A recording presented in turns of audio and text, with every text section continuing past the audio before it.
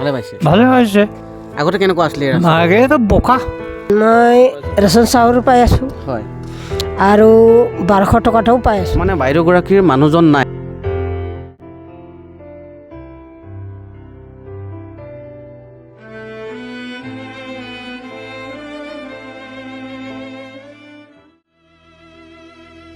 নমস্কাৰ, আমি বৰ্তমান উপস্থিত আছোঁ ঢকুৱাখানা সমষ্টিৰ অন্তৰ্গত চাউলধোৱা পঞ্চায়তৰ পথালিপাম বাগানত।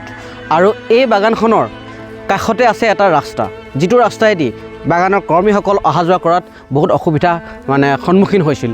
যিটো ৰাস্তাইদি মানুহ চাইকেল লৈ যাব নোৱাৰিছিল, যিটো ৰাস্তাইদি এখন মটৰচাইকেল যাব নোৱাৰিছিল, আৰু যিটো ৰাস্তাইদি এখন গাড়ীটো বহুত দূৰৰ কথা। গতিকে মাননীয় বিধায়ক নৱ কুমাৰ দলে ডাঙৰীয়াই এই অঞ্চলৰ এই যিটো পথালিপাম বাগানৰ যি এই জৰাজীৰ্ণময় ৰাস্তা, সেই ৰাস্তাটো বৰ্তমান এনেকুৱা ৰূপত ৰূপায়িত কৰিলে, যিটো নেকি বাগানৰ এতিয়া কৰ্মীসকল অহা যোৱা কৰি যথেষ্ট সুখী হৈছে। আৰু তেওঁলোকৰ আমি সুখী মন্তব্য সেই তেওঁলোকৰ মুখেৰে আপোনালোকক জনাম। গতিকে ব'লক, আপোনাৰ মোৰ নাম নৰেন মুণ্ডা। আপুনি এই বাগানৰ মই পথালিপাম পথালিপামৰ পৰা এই জেগাখিনিৰ নাম পথালিপাম। এইটো পথালিপাম হৈ গ'ল। আপোনালোকৰ এই বাগানৰ কাষতে থকা যি এই ৰাস্তাটো, এই ৰাস্তাটো আগতে কেনেকুৱা আছিল?